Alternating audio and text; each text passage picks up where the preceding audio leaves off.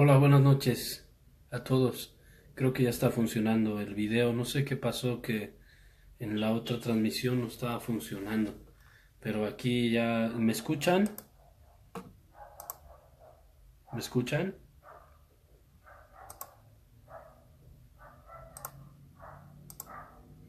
Hola Celia, saludos a República Dominicana. Hola a todos. Muy bien, qué bueno que ya se está eh, viendo el video porque no lo podía transmitir. Hola Aurelio, ¿qué tal? Muy bien, Celia. Bueno, voy a compartirla aquí en mi perfil, también para que la vean. Y empezamos.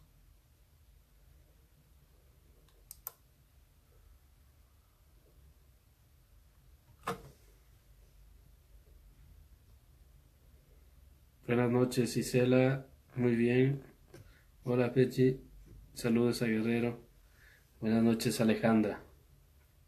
Saludos, Ciudad Juárez. Bendito sea Dios. Muy bien. Pues parece que ya está funcionando bien la transmisión. Eh,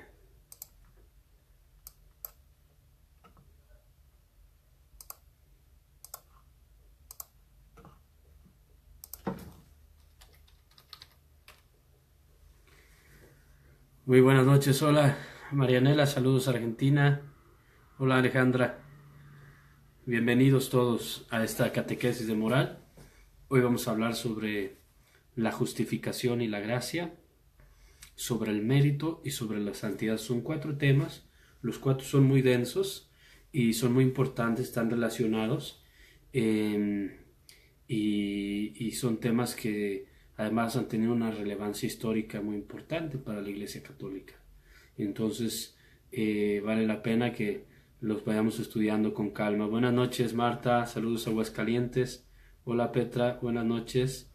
Lalo, que festejaron el cumpleaños del Borre, muy bien. Saludos a Planepantla. Vamos a esperar un poquitito porque ustedes saben que estas transmisiones nos tardamos un poquito en conectarnos.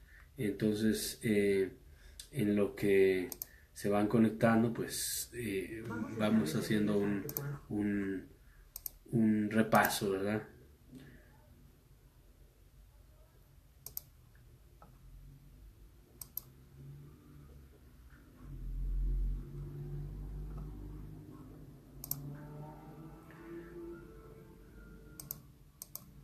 Muy bien. Buenas noches, Mónica. Buenas noches a todos. Ya estamos listos. Pues vamos a hacer un repaso. Estamos en el curso de moral. Estamos estudiando el Catecismo de la Iglesia Católica. El Catecismo de la Iglesia Católica está dividido en diferentes secciones, grandes secciones. La primera sección es la profesión de fe. ¿En qué creemos en la Iglesia Católica? ¿Cuál es nuestra fe? La segunda sección es cómo celebramos nuestra fe, la celebración del misterio cristiano. Primera sección, el misterio cristiano, ¿en qué consiste? La fe en Dios nuestro Padre, en Jesucristo, nuestro Salvador, en el Espíritu Santo. Todos los misterios de la fe están explicados en la primera sección.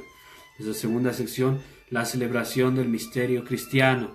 ¿Cómo celebramos nosotros nuestra fe? ¿Cómo santificamos nuestra vida a través del misterio de fe en el que vivimos, que es la liturgia, los sacramentos, la Eucaristía? La tercera sección, la vida en Cristo. ¿Cómo vivimos este misterio de fe? Y la cuarta sección, la oración cristiana. ¿Cómo nos estamos sumergidos en este misterio divino a través de la oración constante e incesante como cristianos? Y este curso de moral es sobre la tercera sección. Esta es la última catequesis de la parte introductoria de la moral. Se llama moral fundamental porque vamos poniendo los fundamentos para poder comprender de mejor manera la vida moral del hombre y la vida en Cristo. Hemos hecho una serie de catequesis para poner todos estos fundamentos. Ahora llegamos a la última de las catequesis de la moral fundamental antes de que iniciemos el estudio directo de los 10 mandamientos. Entonces, en estas catequesis introductorias, lo primero que hemos tratado de comprender es que la vida moral para el cristiano surge de un encuentro fundamental y decisivo con Dios a través de Jesucristo, nuestro Salvador y nuestro Señor. Él nos ha llevado a una comunión nueva con el Padre Celestial al hacernos hijos de Dios, nos ha incorporado a su cuerpo, nos ha dado su espíritu, y en el bautismo nosotros hemos renunciado al mundo, hemos renunciado al pecado y hemos decidido entregarnos a Jesús, creer en Él para tener en Él una vida nueva. Esta vida nueva es la vida cristiana, la vida en Cristo. En esto consiste la vida moral, en vivir en Cristo para que en nosotros se realice su obra de salvación, en nosotros resplandezca su rostro, en nosotros resplandezca su gloria y podamos ir creciendo en santidad hasta alcanzar la bienaventuranza para el cual hemos sido creados. Hemos estudiado que Dios nos creó a su imagen y semejanza, nos hizo capaces de Él, nos dispuso para que a través del ejercicio de nuestra libertad podamos caminar hacia el encuentro con Él, nos llama hacia ese encuentro y tiene una medida, el anhelo de nuestro corazón, que es la bienaventuranza eterna. Nos hizo libres para que a través del ejercicio de la libertad nosotros también respondiéramos al llamado de su amor, y ese llamado de su amor nos pone en el camino, en la senda de la vida moral. Por eso toda nuestra vida moral es libre y de la cual somos responsables delante de Dios, somos responsables ante su juicio soberano, ante su mirada compasiva y misericordiosa. Hemos estudiado también que el hombre está herido por el pecado y que esta herida por el pecado requiere pues un auxilio divino para que nosotros podamos realmente salir adelante hacia el encuentro de Dios. Hoy vamos a hablar sobre la justificación y sobre la gracia, sobre el mérito y sobre la santidad. Y hablamos también sobre la ley. Estamos ya a punto de empezar el tema de la catequesis. Le doy las gracias a todos los que están compartiendo la transmisión. Vamos a iniciar con una oración antes de entrar ya en el tema de nuestra catequesis. En el nombre del Padre, y del Hijo, y del Espíritu Santo. Amén. Dios te salve María, llena eres de gracia, el Señor es contigo. Bendita eres entre todas las mujeres, y bendito es el fruto de tu vientre, Jesús. Santa María, Madre de Dios, ruega por nosotros los pecadores, ahora y en la hora de nuestra muerte. Amén. Gloria al Padre, y al Hijo, y al Espíritu Santo, como era en el principio, ahora y siempre, por los siglos de los siglos. Amén. Saludos a Jutepec, Morelos, saludos a Monterrey. Bueno, vamos a empezar a hablar sobre la justificación. ¿Qué es la justificación? Todo tuyo. Muy bien, todo tuyo, María. La justificación. El Catecismo de la Iglesia Católica nos habla de la justificación porque la palabra de Dios nos habla de la justificación. San Pablo nos enseña en la carta a los Gálatas y en la carta a los Romanos que nosotros hemos sido justificados delante de Dios. Esto quiere decir hemos sido hechos justos. Esto quiere decir justificación, que siendo nosotros pecadores, pasamos de ser pecadores a ser justos. Sufrimos o vivimos una transformación. Y esa transformación, dice el apóstol San Pablo, no la hemos alcanzado a través de nuestras obras. Dice, porque a través de nuestras obras, nosotros más bien éramos injustos, impíos. No cumplíamos con rectitud la ley que Dios nos había dado, sus mandamientos, su voluntad, sino que más bien en todo nos habíamos apartado de Dios y de muchas maneras habíamos delinquido. Dice el apóstol San Pablo en la carta a los Romanos, todos pecaron y se hallan privados de la gloria de Dios. Y dice el apóstol San Juan, todos han pecado, y si alguno dice que no tiene pecado, dice una mentira y la verdad no está en él. Entonces, nosotros como somos pecadores, hemos faltado a Dios, nos hemos apartado de su voluntad y hemos cometido una multitud de pecados personales todos. además de que traemos en nuestra propia naturaleza la herida del pecado original, y estos pecados personales pues nos presentan delante de Dios como injustos, impíos, no hemos obrado con rectitud. Sin embargo, de tener esta cuenta de impiedad delante de Dios, de tener en nosotros un estado de impiedad, un merecimiento de castigo, hemos pasado de merecer castigo, de ser impíos, de ser injustos delante de Dios, a ser justificados. Es decir, a ser tomados por justos ante los ojos de nuestro Padre Celestial. ¿Y cómo es que esto ha sucedido en nosotros? Bueno, esto ha sido sucedido en nosotros porque hemos creído en Jesús. La fe en Jesús nos sumerge en lo que Jesús ha hecho por nosotros. Nosotros somos objetos de impiedad porque hemos cometido impiedad, iniquidad, pecado de muchas maneras. Pero al creer en Jesús nos sumergimos en lo que Él ha hecho por nosotros. Y Él se ha sacrificado por nosotros. Se ha ofrecido a sí mismo como sacrificio de expiación para cubrir la multitud de pecados que nosotros tenemos. Él es el único justo, el único que ha cumplido con plenitud la voluntad del Padre, junto con la Virgen María por su gracia.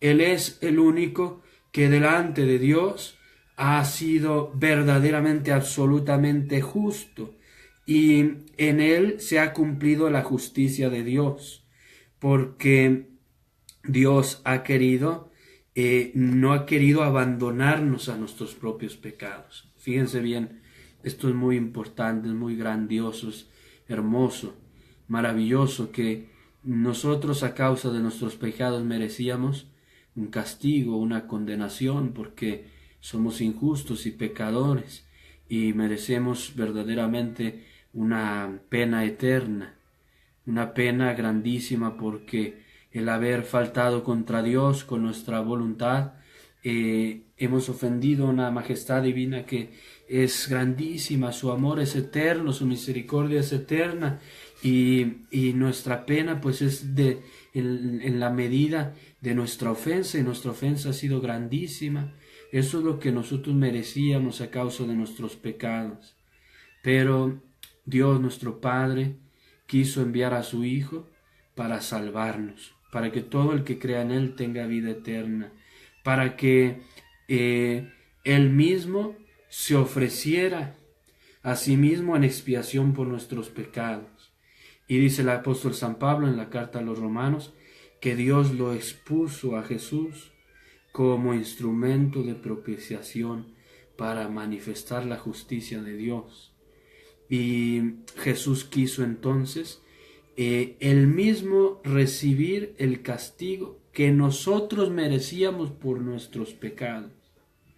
Y Jesús llevó en sus hombros los castigos que nosotros merecíamos por nuestros pecados. Por sus llagas hemos sido curados, dice el apóstol San Pedro. Y en las profecías del siervo doliente vemos cómo el siervo doliente, que es Jesús, sufre por la expiación, por los pecados del pueblo. Entonces, ¿qué es lo que hace Jesús? Él toma en su carne el merecimiento de nuestras culpas para expiar y sacrificarse. Dice San Pablo, lo hizo instrumento de propiciación. Propiciación es una palabra que viene del griego hilasterión, y es una palabra muy física. Piensen ustedes en el altar de el gran templo de Jerusalén. En el altar hay un lugar donde se derrama la sangre, y allí donde se derrama la sangre, ese lugar se llama propiciatorio. Propiciatorio. Y propiciación entonces es una sangre que se derrama para expiar el pecado de otro, En el pueblo de Israel se celebraba la fiesta del Yom Kippur, la fiesta del gran día de la expiación, en la cual el sumo sacerdote entraba revestido a ofrecer la sangre, pidiendo al Señor perdón por los pecados. Se ofrecía la sangre de este cordero, queriendo hacer una ofrenda, una transferencia, diciéndole a Dios: nosotros merecemos morir por nuestros pecados. Acepta este sacrificio en expiación por nuestras culpas. Eso significa hilasterión.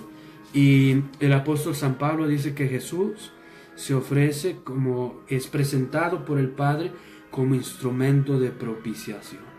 Es decir, que Él presenta su sangre y su cuerpo, como nos enseña la carta a los Hebreos.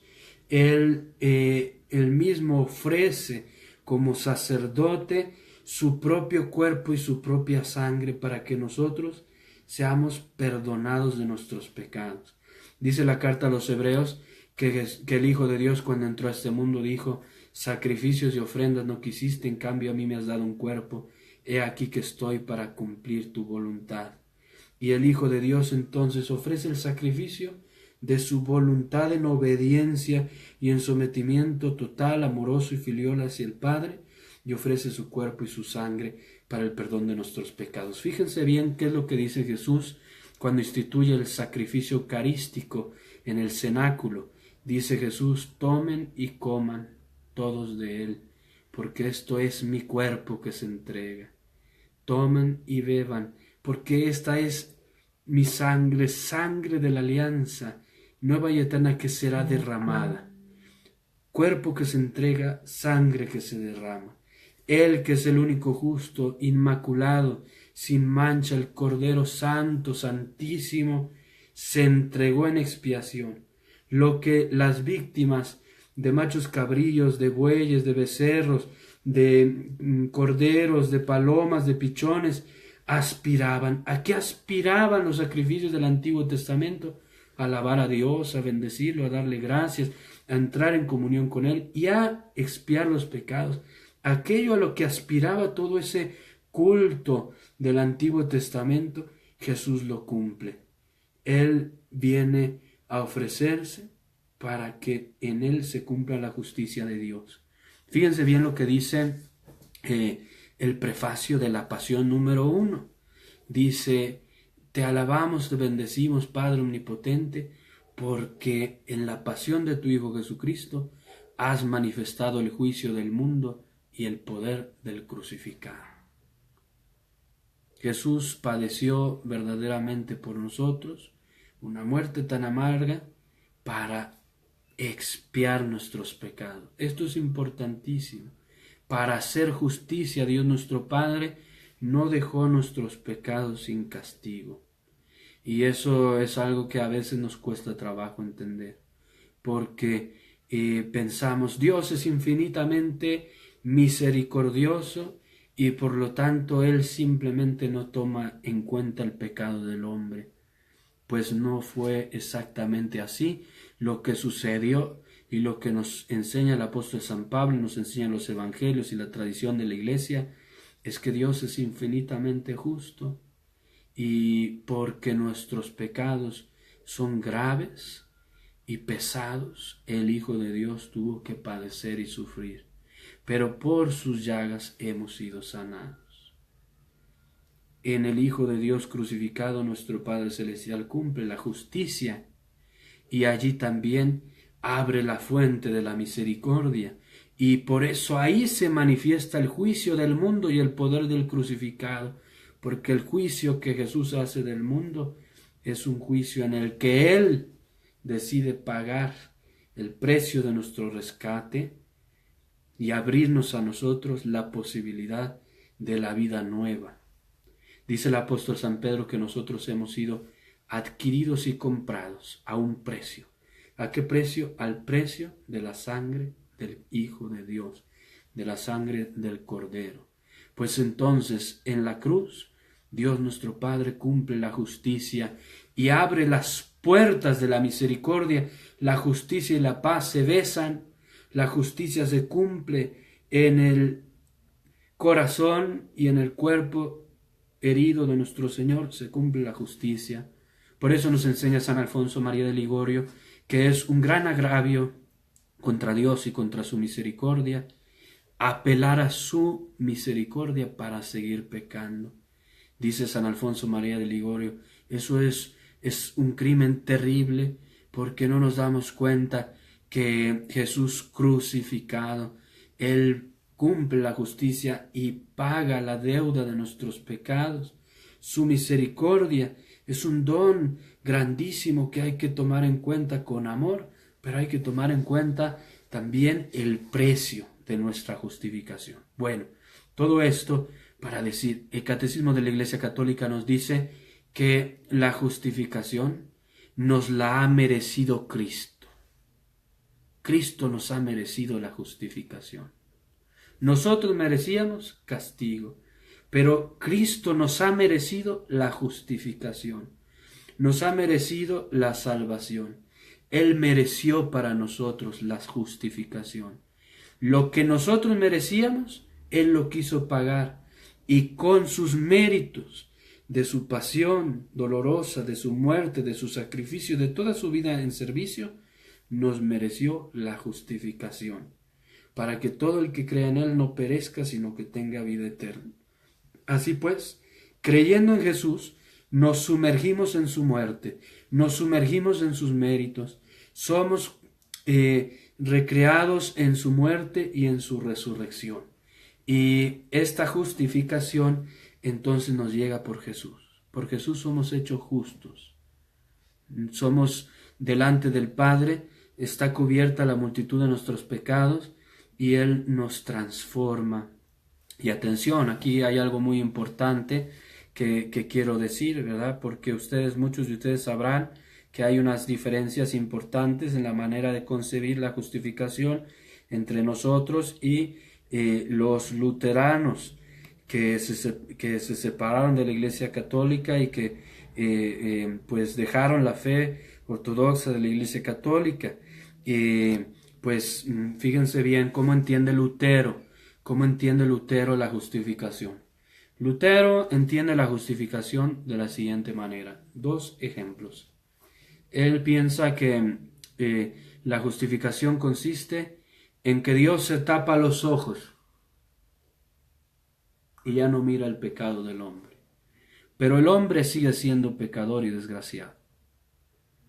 Por eso Lutero dice que somos simul justus et peccator, del mismo manera justos y pecadores. Pero la Iglesia Católica no enseña eso. Nosotros enseñamos que Jesús nos justifica porque nos transforma verdaderamente, radicalmente. Pasamos de un estado de pecado a un estado de justicia. Nos restaura interiormente, nos sana de la herida del pecado, nos santifica, nos purifica y nos libera. No simplemente nos mira. Fíjense, Lutero enseña que Dios nuestro Padre se tapa los ojos y no mira el pecado, pero nos deja en la situación en la que estamos. No, la Iglesia Católica enseña que Dios nuestro Padre, a través de su Hijo Jesucristo, con la fuerza del Espíritu Santo, nos perdona nuestros pecados y nos da la gracia para transformarnos. No nos deja heridos, destruidos, hechos pedazos por nuestros pecados. No nos deja en ese estado de impiedad, sino que nos purifica, nos sana, nos restaura, nos eleva y nos da la pureza del Cordero Inmaculado para que nosotros brille la fuerza del amor, una vida nueva. Verdaderamente nos transforma, Dios nos transforma. Otra manera que tiene Lutero de entender la justificación dice que Dios es un juez y que a través de que lo que ha hecho Jesús, Él decide no imputar el delito, no imputar el pecado. No imputar el pecado es como decir, no les voy a tomar en cuenta. Como un juez, imagínense un juez que tuviera ahí nuestros expedientes de nuestros pecados y de pronto dijera, aquí están todos estos expedientes, ¿no? Aquí están todos estos son sus pecados. Pues ¿saben qué? No los voy a tomar en cuenta. Y los desecha, ¿no? Y entonces La justificación para Lutero es simplemente Dios desecha nuestros pecados, no lo toma en cuenta. Pues no, la Iglesia Católica enseña que al contrario, Jesús expía por esos pecados y a nosotros nos da una gracia para transformarnos, para santificarnos, para purificarnos. En nosotros inicia una vida nueva, una vida diferente, una vida de justicia, una vida de piedad. Pasamos de ser hijos de la ira, dice el apóstol San Pablo en la carta a los Romanos, a ser hijos de la gracia, de la misericordia. Pasamos de ser impíos a ser píos, de estar revestidos de pecado, transformados en pecado, a estar revestidos de la gloria de Dios, de la gracia de Dios. Y por eso San Pablo llega a llamar a los miembros de las comunidades, a los que han sido bautizados, los santos de Dios, porque la justificación que Dios ha hecho es profunda, es radical. Dios no nada más se tapa los ojos, no. Dios nos da un corazón nuevo, nos da un espíritu nuevo, recrea nuestra alma, recrea nuestra vida, verdaderamente nos purifica, desata las ataduras que tenemos a nuestros pecados. Y por eso dice el Catecismo de la Iglesia Católica que la primera gracia de la justificación es la conversión. La conversión. Y esto también es algo muy importante que hay que decir y asimilar. Cuando nosotros creemos en Jesús y nos entregamos a Él y nos sumergimos a sus méritos a través de nuestro bautismo, el primer don que Dios nos va a dar es la conversión. Hay algunos también que piensan que pueden gozar de los bienes que Jesús nos ha adquirido en la cruz, de la gloria, de la vida eterna, de la resurrección, sin haber pasado por la conversión. Pero Jesús lo primero que predica es la invitación a la conversión. Y dice el Catecismo de la Iglesia Católica, es a través de la conversión como se va realizando la justificación en nosotros. Y la conversión, ¿qué significa? Volvernos a Dios y abandonar nuestros pecados, dejar nuestra vida de pecado y entregarnos al servicio de Dios, dejar todo aquello que ofende a Dios y que nos aparta de Dios para que reconciliados con Él tengamos una vida nueva. La justificación entonces no es nada más creer en Jesús, como piensan muchos de nuestros hermanos separados. Ellos piensan que basta con que tú creas en Jesús para salvarte. Pues la fe viva, la fe profunda en Jesús, esa fe que está llena de amor, es una fe que nos lleva a la conversión. Porque ¿cómo le puedo decir a Jesús que creo en Él, que creo que padeció por mí, que Él está crucificado por mis pecados, pero que no me importe, yo voy a seguir pecando?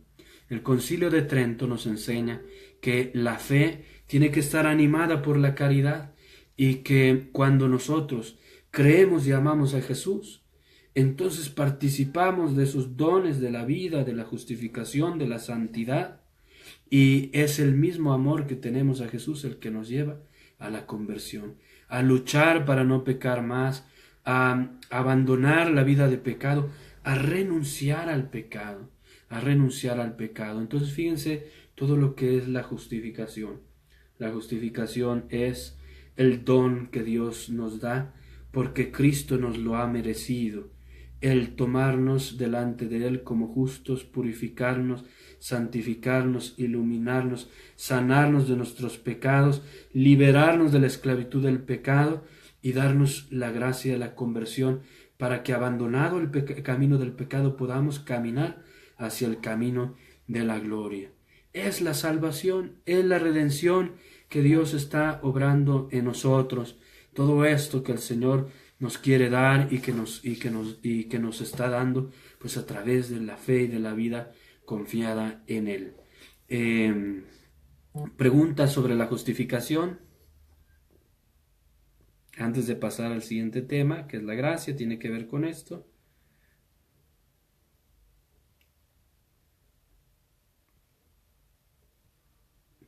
Saludos a Marco, a Besita, Junina, María de Lourdes Reginato. Hola hermanita Mariela. Marco, muy bien. María de Lourdes.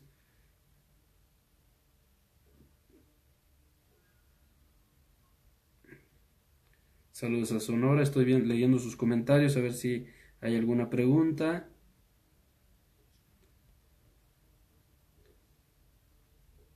Muy bien.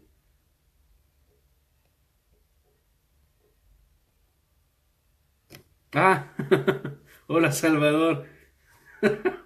Bueno, aquí Salvador me llevó hoy, me subí al taxi y ahí estaba él. Me dijo que me conocía del Facebook. Muy bien, bendito sea Dios. Dios te bendiga, Salvador. Gracias por tu servicio. Bueno, entonces esta es la justificación. No es simplemente que Dios no nos tome en cuenta el pecado, sino es que Dios nos transforma. Y les voy a poner me gusta mucho parábola del buen samaritano, ¿no? Porque así estábamos a causa de nuestros pecados, como ese hombre que está herido en el camino, en el cruce del camino, asaltado, violentado, que está ahí, pues tal vez se va a morir, y llega el buen samaritano y lo cura, lo unge, lo venda, lo lleva al mesón, lo lleva al hospital, ¿no? Para que sea sanado, para que sea curado. Esa es la justificación. Jesús que nos encuentra heridos a causa de nuestros pecados en el camino, pero nos sana, nos unge, nos venda, nos protege con el vino de su amor, con su sangre, con su espíritu, para darnos una vida nueva. Y Él mismo paga lo que requerimos para sanar, Él con sus méritos, pero nos presenta, nos santifica, nos cura. O también el hijo pródigo que cuando llega con su padre, con el padre, pues lo reviste de la gracia, le ponen el anillo en el dedo, lo besa, ¿no? Esa es la justificación. Bueno, ahora vamos a hablar de la gracia, que a lo mejor nada más nos da tiempo de hablar de estos dos temas, ¿verdad? Este, eh, bueno, la gracia, ¿qué es la gracia? ¿Qué es la gracia?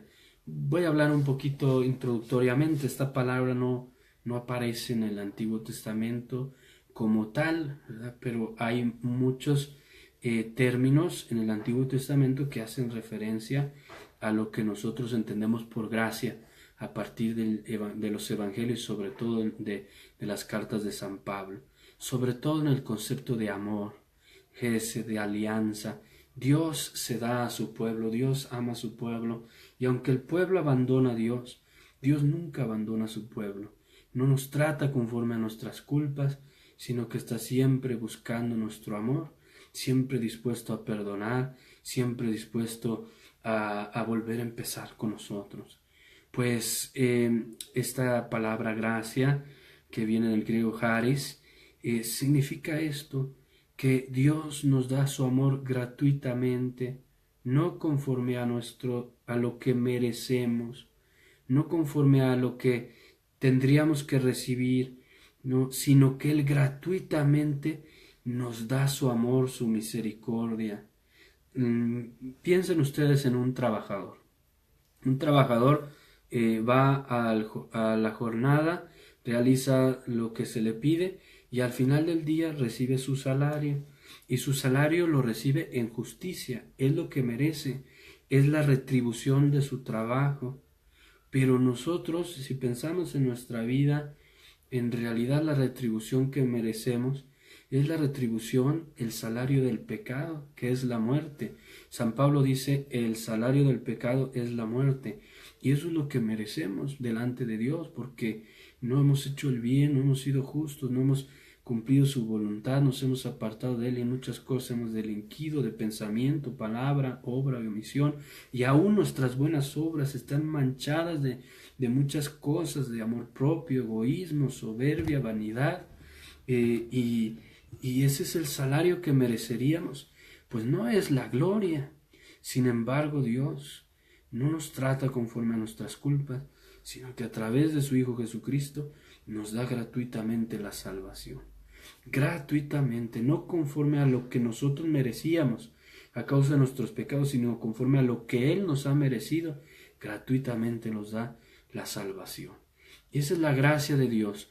Todos los dones maravillosos que Dios nos ha dado, gratis, sin merecerlos, gratuitamente. No porque nosotros como el trabajador los hubiéramos merecido, sino porque Él es grande, rico en misericordia, rico en amor, porque Él es espléndido, tiene un amor ilimitado, porque su amor no tiene límites. Entonces la gracia es el amor de Dios que se nos da gratuitamente, se nos da sin límites. Y la gracia la hemos recibido, también la justificación en nuestro bautismo. En nuestro bautismo es donde hemos sido justificados. Yo les decía que la justificación es esta transformación profunda que Dios ha hecho en nosotros a través de su Hijo Jesucristo. Pues la ha hecho sí por la fe, pero la fe sobrenatural que recibimos en nuestro bautismo. Es en nuestro bautismo donde nos sumergimos en la muerte de Cristo y resucitamos con Él a una vida nueva.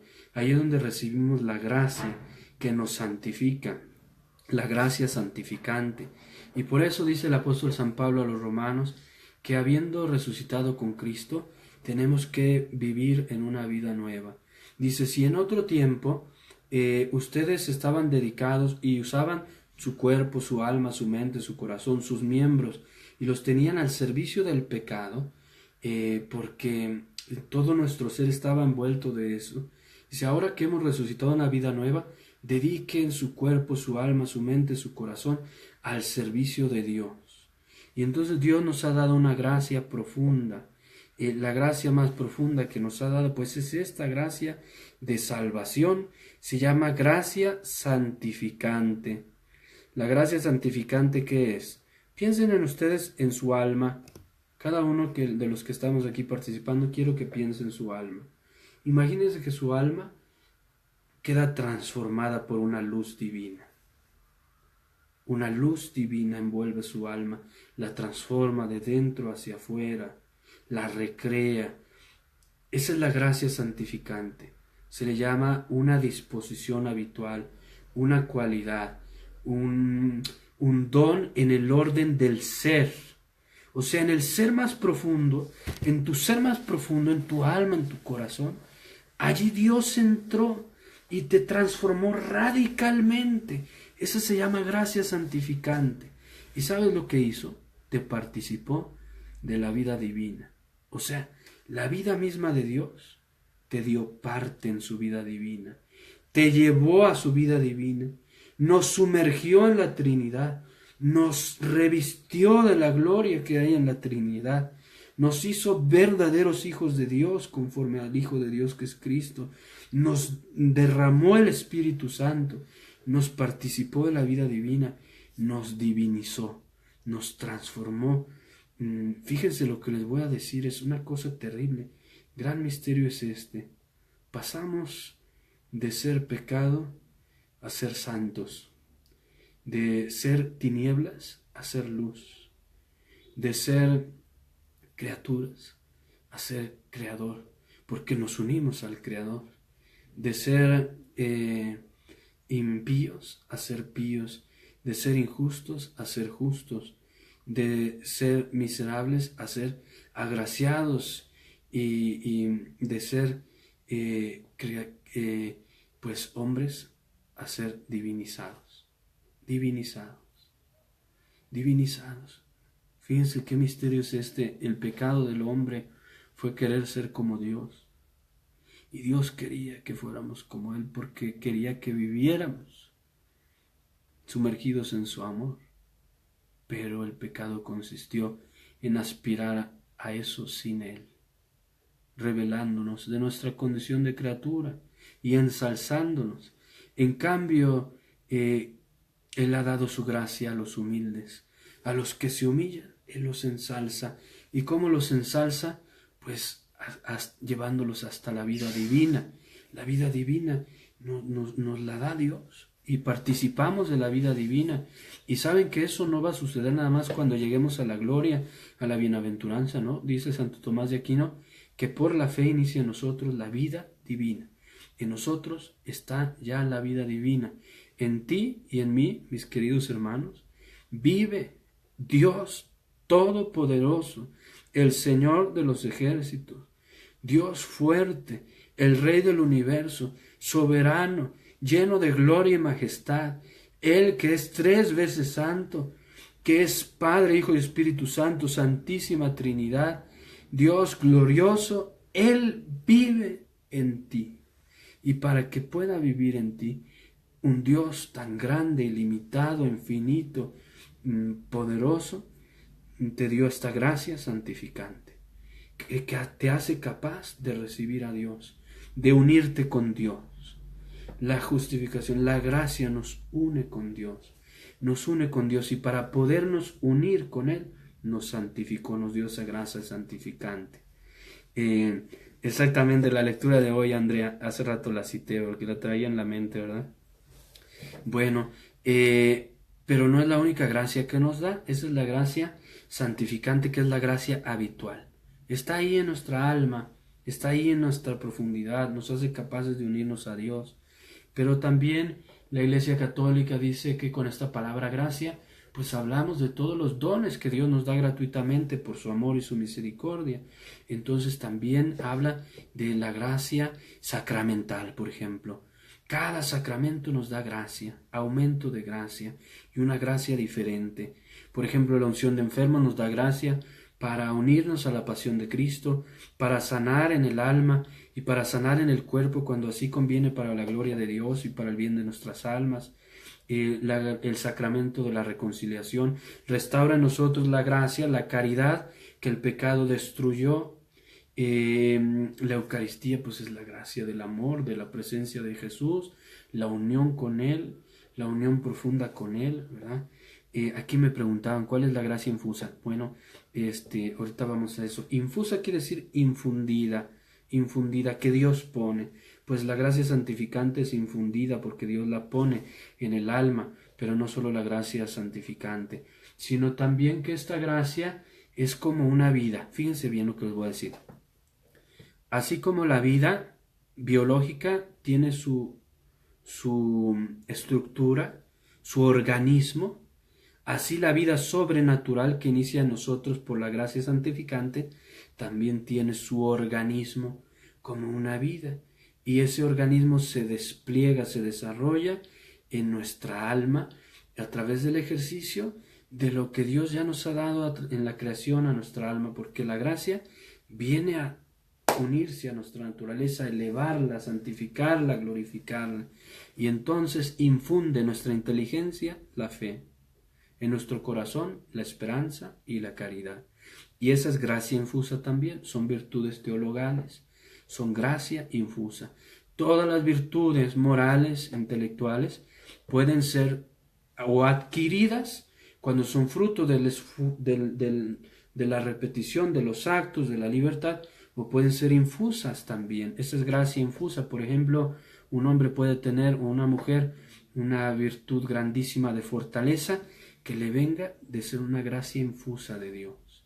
Y aquí ya entramos a otro tipo de gracia. La gracia santificante es esa gracia que nos reviste en nuestra alma, en nuestro ser, por la cual somos capaces de unirnos a Dios. Pero también, además de esa gracia, Dios da muchas gracias que se llaman gracias actuales, que son como momentos en los que Dios nos va tocando en nuestra vida, en el día a día, para que hagamos el bien, para sostenernos, para cumplir su voluntad. Gracias actuales se les llama. Gracias actuales, el modo en el que Dios va moviendo el alma, comunicándose al alma, trabajando en el alma, incendiándonos del amor divino, haciéndonos creer en Él, mirarlo a Él, permanecer en Él, hacer el bien al prójimo, perdonar, ser pacientes con los demás, ser amables. Esas son las gracias actuales. Entonces ya tenemos muchos tipos de gracia. La primera es la gracia fundamental, que es la gracia santificante, luego la gracia sacramental, la gracia actual, y hay otras gracias. Por ejemplo, está la gracia de Estado. Por ejemplo, la gracia de Estado es la que necesitamos para cumplir una misión de acuerdo a nuestro estado de vida. Los padres de familia tienen gracia de Estado. Dios le da gracia a papá y a mamá para que puedan educar bien a sus hijos. Son gracias como las gracias actuales, pero de un modo más estable porque son gracias de Estado. Al sacerdote le da la gracia de Estado a la hora de confesar. Dios la da para que podamos vivir, cumplir esa misión de ser confesores, de ejercer este sacramento, ¿verdad? Y también existen las gracias que Dios da para edificar a su iglesia, extraordinarias, que se llaman carismas, ¿no?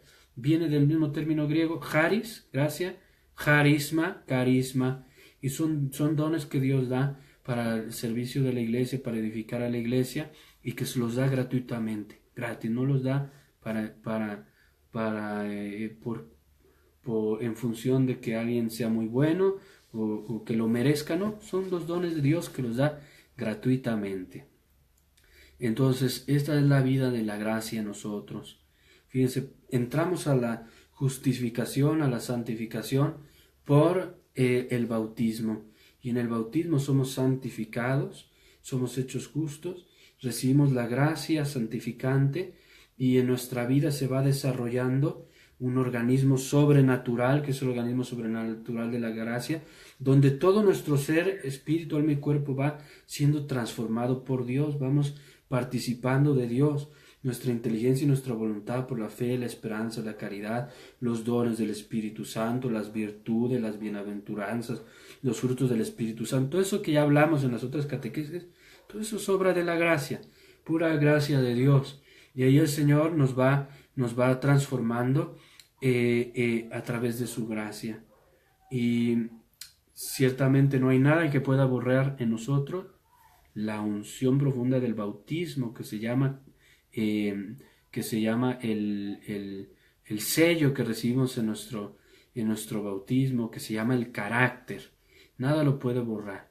Pero cuando nosotros pecamos gravemente, rompemos la amistad, la comunión con Dios. Y aunque Él nos da la gracia santificante para unirnos a Él, nosotros podemos rechazarlo, despreciarlo. Y cuando faltamos a Él así, que lo despreciamos tan fuertemente, nuestra alma necesita ser restaurada en la gracia, y por eso necesitamos confesarnos para que se restaure en nosotros la gracia. Es un don inmenso, pero necesitamos custodiarlo, dice San Pablo, llevamos este tesoro como en vasijas de barro.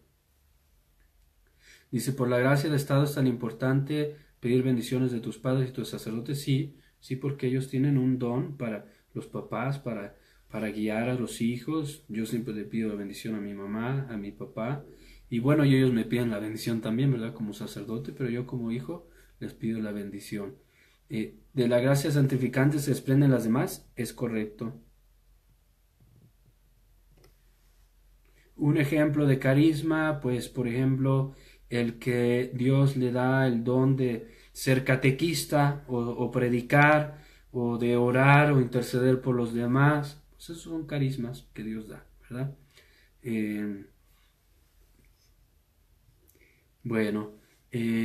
Ahora vamos a hablar sobre el mérito. Sí nos va a dar tiempo de ver todo esto. Claro, es muy introductorio, ¿verdad? Podríamos hacer una catequesis de cada uno de nosotros. ¿Cómo se aumenta la fe si es una gracia? La fe se aumenta a través de la oración. ¿Quieres crecer en la fe? Ora. Y la oración va a hacer que tu fe se aumente. Todos los sacramentos tienen aumento de gracia siempre, especialmente la Eucaristía. Adora el Santísimo Sacramento y va a aumentar tu fe. ¿Quieres aumentar tu fe? Haz oración incesante, recibe los sacramentos, invoca a la Virgen María y tu fe va a aumentar, ¿verdad? Dios da aumento de gracia siempre. Cada Eucaristía es aumento de gracia, ¿verdad? Ahora vamos a hablar sobre, todo esto está relacionado, el mérito.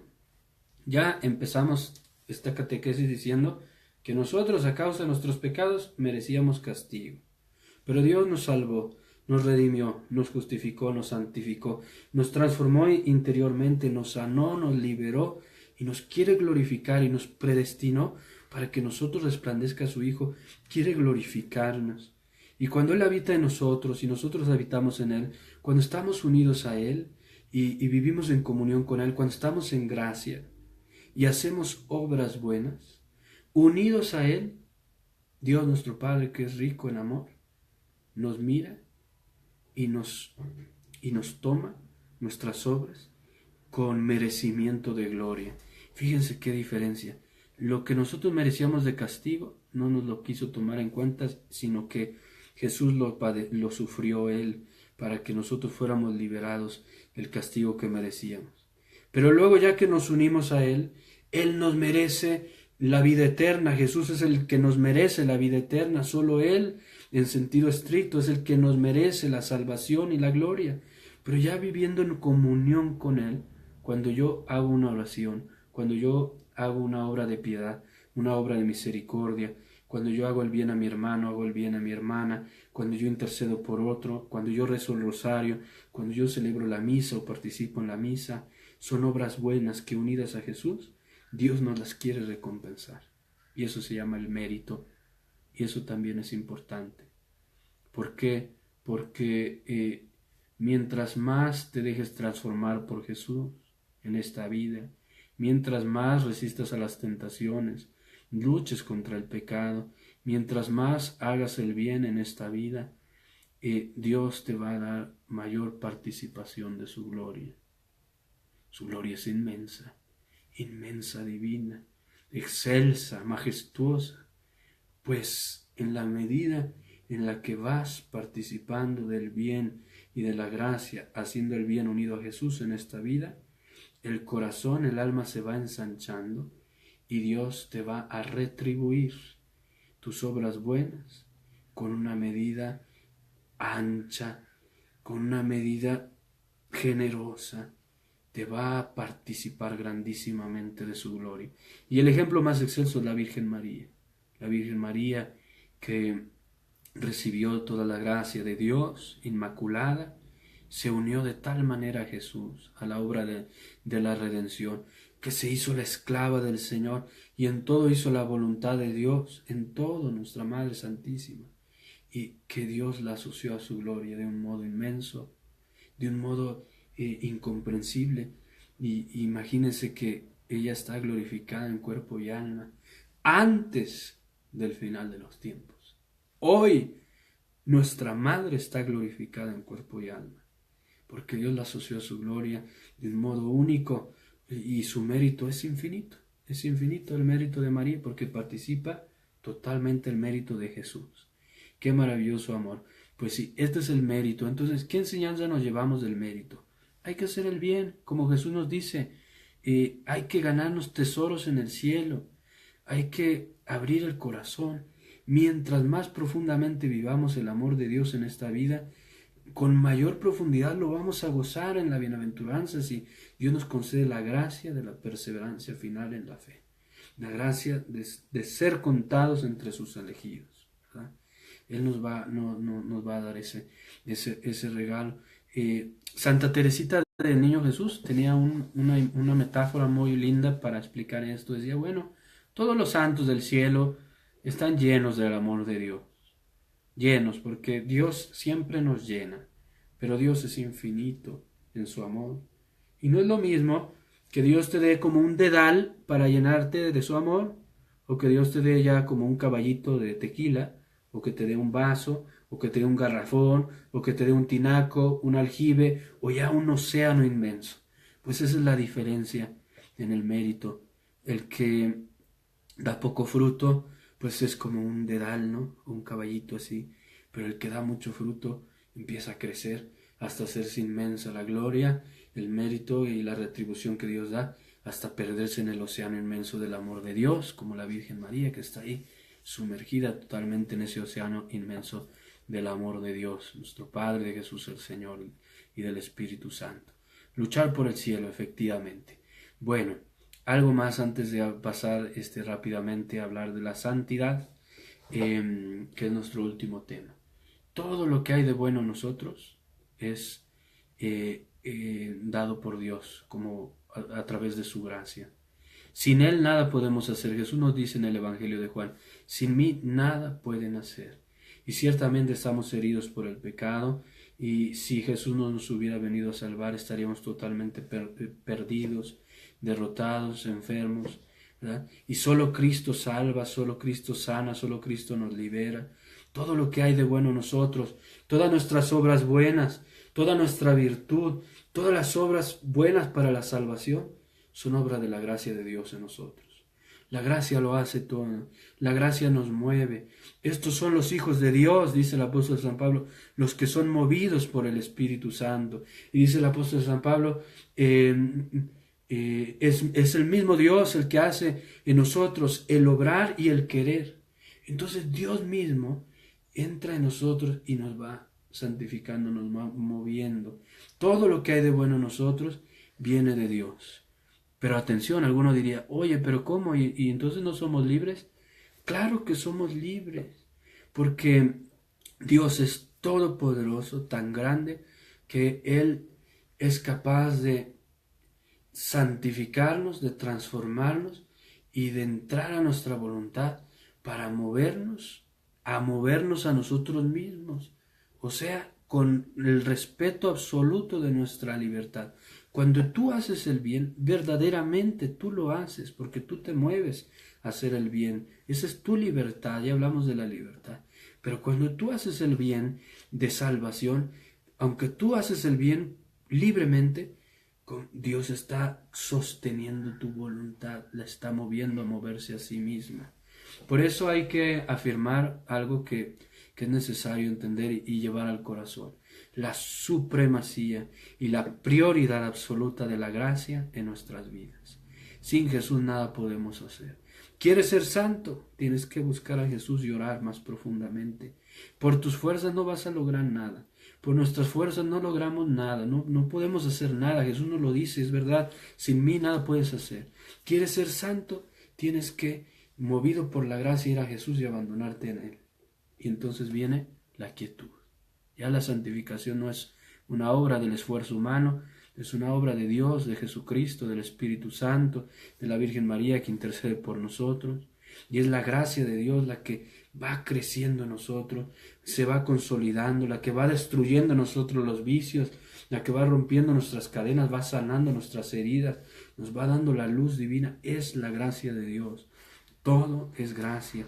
Todo lo bueno que hay en un alma justificado, en un alma predestinada, en un alma santificada, en un alma glorificada, todo lo bueno es gracia, es don de Dios, es la fuerza de Dios, es el Espíritu de Dios que obra en ella, es el amor de Dios que desciende a ella. Todo es gracia. Y tenemos que ser como un recipiente cada vez más grande para la gracia, donde la gracia se derrame, entre, pero también pueda salir para los demás. Me gusta pensar en esto. Estamos llamados a ser como las piedras preciosas, ¿no? Una piedra preciosa como un diamante o un rubí o una esmeralda, que entra la luz, y la luz entra, la llena y sale. Y así pienso yo que es nuestra alma cuando se deja llenar de la gracia de Dios. Entra y nos llena la gracia de Dios, la vida divina, el amor de Dios, y estamos como sumergidos en su amor, pero al mismo tiempo sale de un modo único de cada uno de nosotros, porque la gracia de Dios que habita en Madre Teresa Calcuta se comunica a los demás de un modo único, y en San Juan Pablo II de otro modo, y en el Padre Pío de Pietrelcina de otro modo. Pero Dios es tan poderoso que su gloria se va manifestando en cada uno de sus santos de un modo distinto, y nada mengua, no se le acaba su poder, ¿no? Como una luz que como un fuego divino que en el que están sumergidos, y cada uno está incendiado, pero en cada uno ese incendio del amor es único, pero no mengua nada, ¿no? Ese es el amor de Dios, la gracia de Dios, la gloria de Dios. Y esta es la obra de la santificación.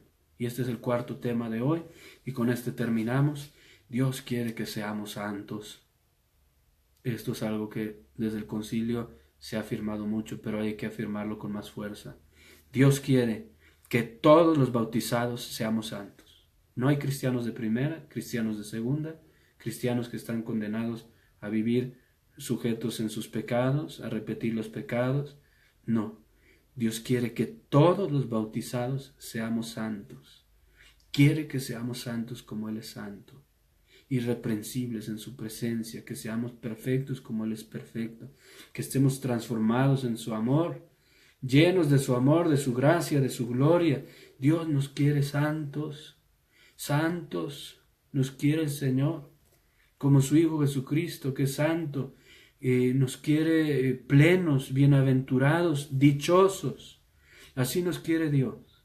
Y un enemigo que tenemos hoy, tal vez nuestra manera de vivir el cristianismo, que tal vez nos va a acompañar siempre la mediocridad.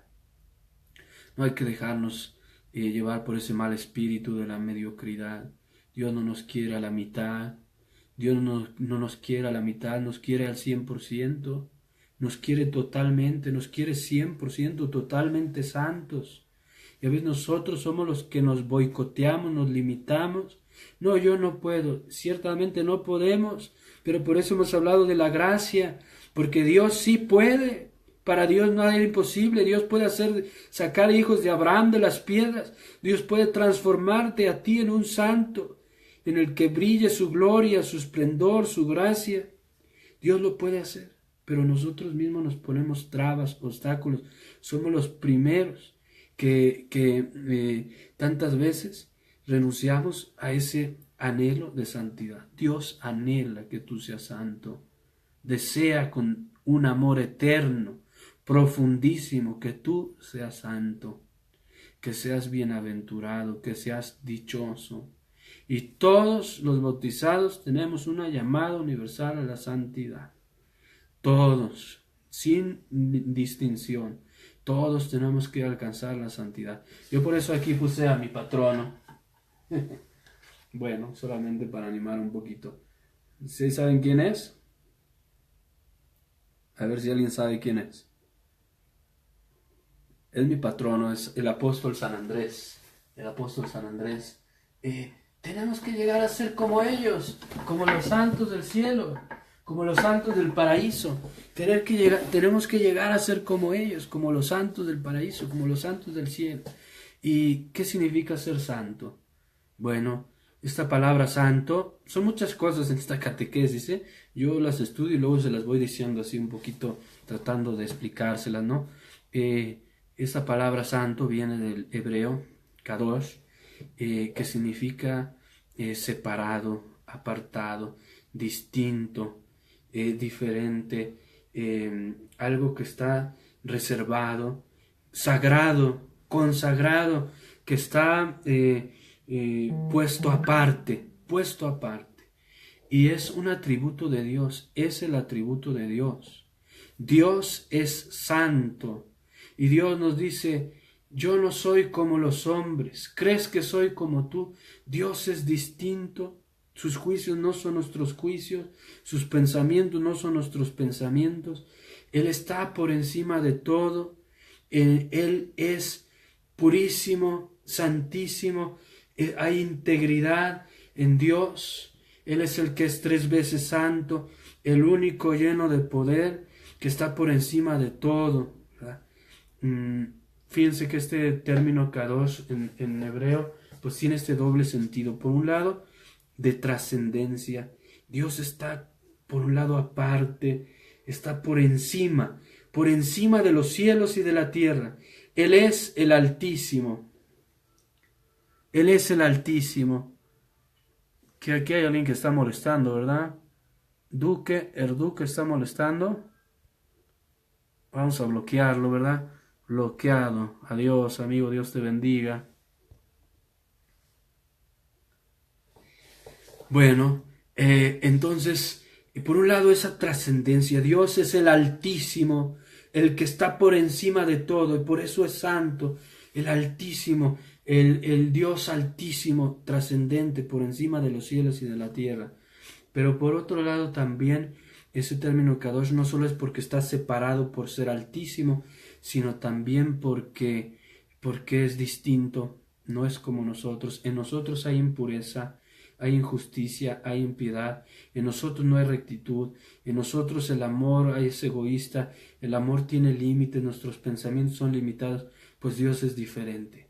Dios es santo, purísimo, justísimo, rectísimo, lleno de gloria. Ese es el término kadosh. En griego el término es agios, agios, agios, agios. Santo, santo, santo, que significa agios, sin gios, tierra. Sin tierra significa que Dios es purísimo, que no está mezclado con las cosas de este mundo. Él las gobierna todas con providencia, porque es el Señor, el dueño de los cielos y de la tierra. Todo lo gobierna y todo lo domina. Delante de Él, pues el universo es como si no existiera, porque él es tan grande y tan excelso que todo lo domina con su mirada providente y con su poder, todo lo sostiene, lo ordena, el orbe de la tierra, el universo entero, pero está por encima de su creación, no se identifica con la creación. Y volvemos a ese mismo sentido del santo en el hebreo. Bueno, ¿esto qué nos dice a nosotros? Pues que la santidad es el atributo de Dios. Él es santo, el único santo, podríamos decir, con mayúscula, en sí mismo, el único verdaderamente santo, santísimo. Pero Él quiere que seamos como Él. Quiere que con nosotros seamos consagrados, también separados, elevados, apartados. No quiere que le pertenezcamos a este mundo, ni al pecado, ni a las tinieblas. Quiere que seamos suyos. Él es santo y quiere que seamos suyos. Y siendo suyos, somos santificados. Somos santificados.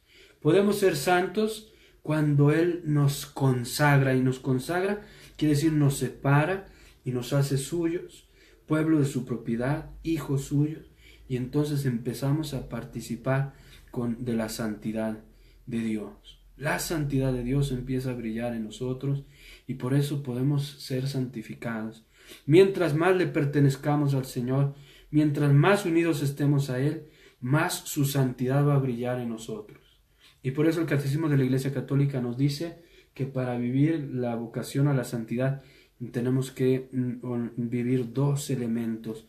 Uno, la mística. ¿Qué significa la mística? La unión con Dios.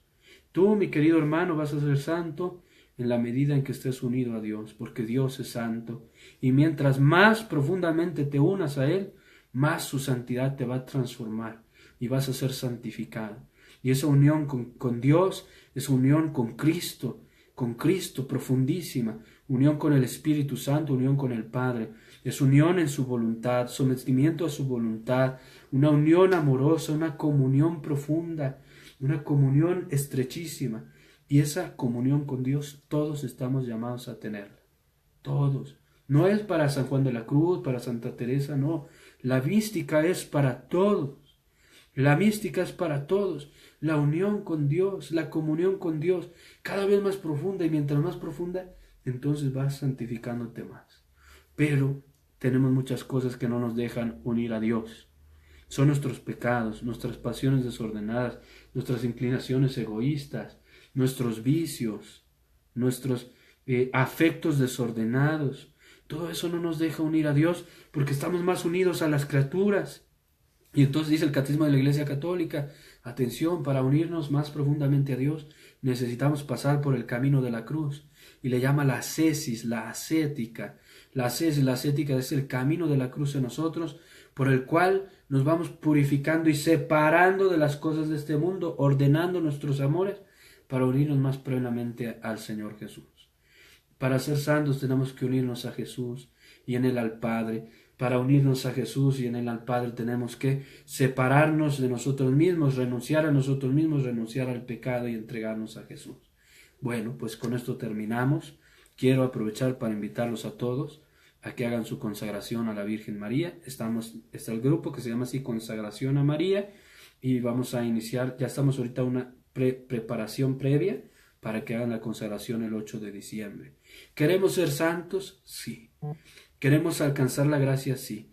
Pues la gracia nos llegó a través de María, porque Jesús es la gracia, y a través de María alcanzaremos todas las gracias que necesitamos para ser santos. ¿Queremos unirnos más profundamente a Jesús? Unámonos más profundamente a María para que ella nos quite todo lo que no nos deja unirnos a Jesús.